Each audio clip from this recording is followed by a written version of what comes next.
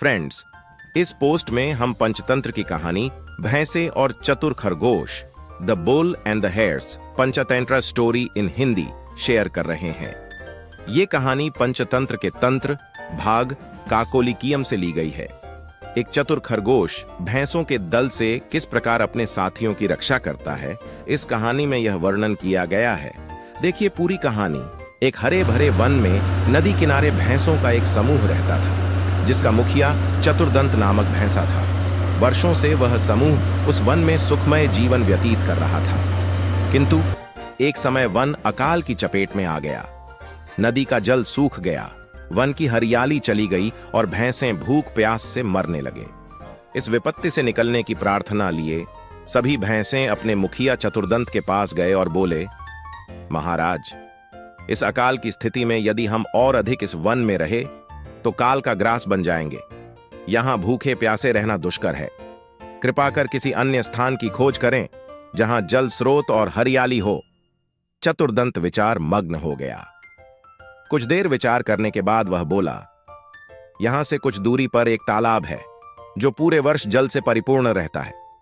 हमें वहीं चलना चाहिए।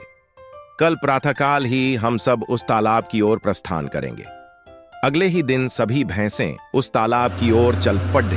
5 दिन और 5 रात की यात्रा पूर्ण कर वे वहां पहुंचे। तालाब के किनारे खरगोशों की बस्ती थी, जिसमें उनके असंख्य बिल थे, किंतु भैंसें इससे अनभिज्ञ थे। अतः वे खरगोशों के बिलों को रौंदते हुए निकल गए। खरगोशों के बिल तहस नहस हो गए। कई खरगोश घायल हुए और कई मारे गए। भैंसों के जाने के बाद सभी खरगोश एकत्रित हुए और स्वयं पर आए इस संकट के विषय में चर्चा करने लगे। एक खरगोश बोला, भैंसों का समूह प्रतिदिन जल के लिए तालाब में आया करेगा। ऐसे में हमारा यहां रहना प्राण घातक होगा।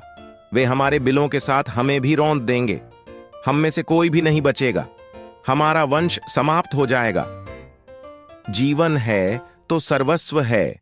जीवन रक्षा के लिए जो संभव हो हमें करना चाहिए।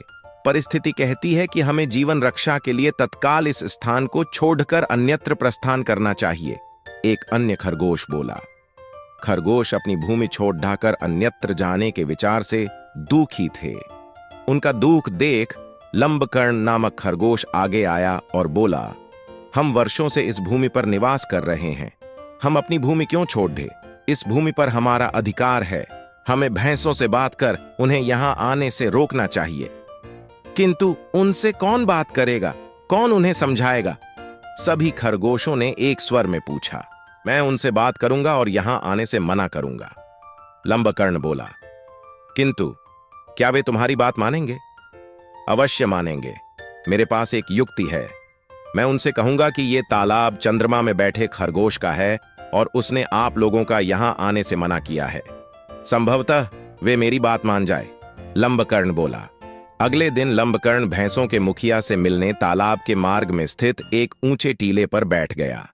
जब भैंसों का समूह वहां से गुजरा तो वह भैंसों के मुखिया चतुर्दंत से बोला, महाराज, क्या आपको झात नहीं? यह तालाब चांद में रहने वाले खरगोश का है।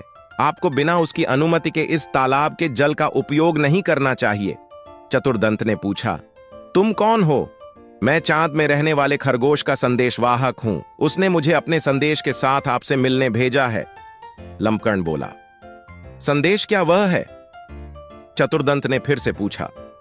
संदेश है कि इस पवित्र तालाब में चंद्रदेव का वास है, इसलिए तुम लोग इसके जल का उपयोग नहीं कर सकते। मैं कैसे मान लूं कि यह तालाब चंद्रदेव का है?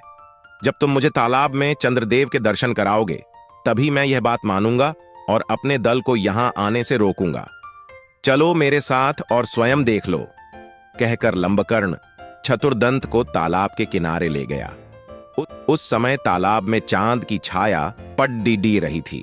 लंबकर्ण चतुर्दंत को वह छाया दिखाते हुए बोला, महाराज, देखो तालाब में चांद का वास है। अब तो मेरी बात मान लो। चांद की छाया को चंद्रदेव समझकर चतुर्दंत ने उसे प्रणाम किया और वहां से लौट गया।